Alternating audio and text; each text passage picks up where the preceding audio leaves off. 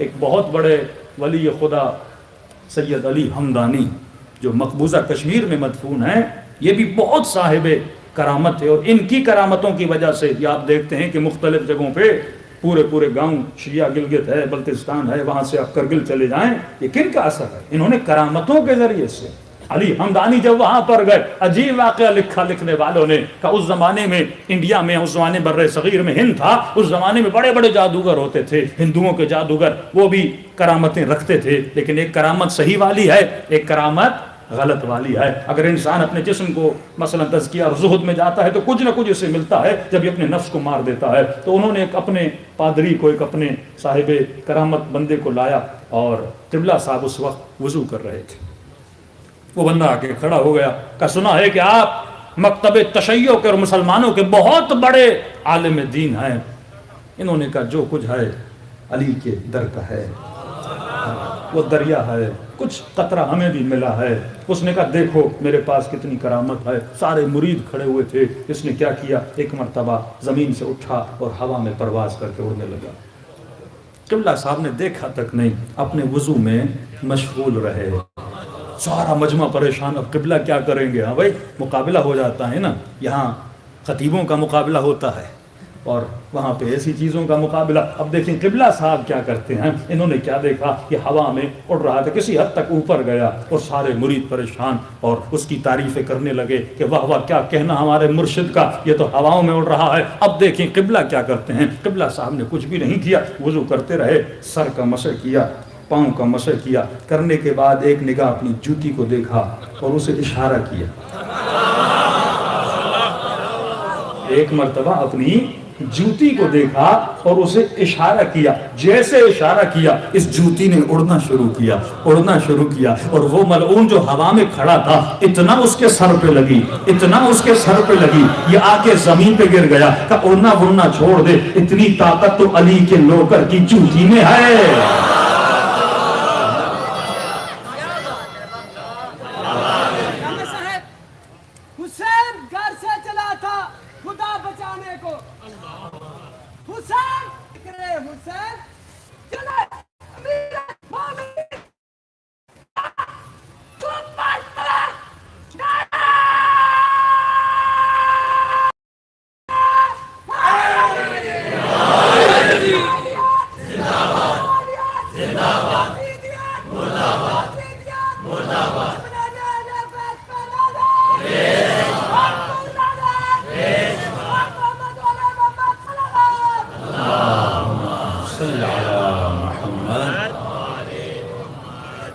ماشاءاللہ ماشاءاللہ، حسین چلا تھا خدا بچانے کو، اگر اس طرح کر دیں حسین چلے تھے توحید بچانے کو، تو یہ زیادہ بہتر ہوگا۔ حسین چلے تھے توحید بچانے کو، اور جب مولا نے توحید بچائی تو خدا بھی حسینیت کو بچا رہا ہے۔ صلوات پڑھے محمد وعلی محمد۔ تو یہ جو مومن نے شعر پڑھا یا نعرہ مارا، یہ جذبہ تھا ولایت نظری کا۔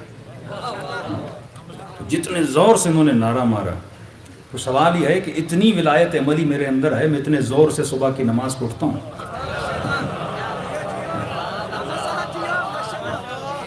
تو سپر پاور مولا ہیں، لیکن کیا اس سپر پاور سے میرے اندر کتنا پاور آ رہا ہے؟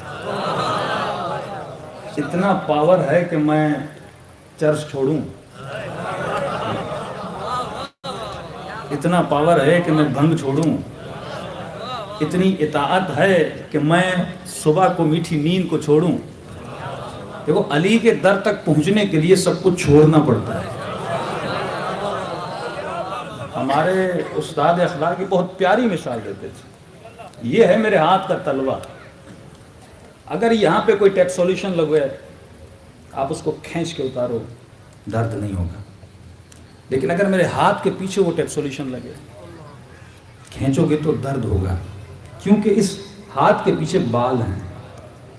فرمایا بالکل اسی طرح جب انسان علی کے در پہ جائے، اگر اس کا دل مختلف چیزوں میں جکڑا ہوا ہو تو جا نہیں پائے گا، تکلیف ہوگی، لیکن اگر خواہشوں کو ہاتھ کے تلوے کی طرح صاف کر دے گا، تو جب روح بھی نکلتی ہے نا بدن سے تو بالکل اسی طرح تکلیف اسے ہوتی ہے جس نے بالوں کی طرح اپنے وجود میں دنیا کی خواہشوں کو چپکایا ہوا ہے.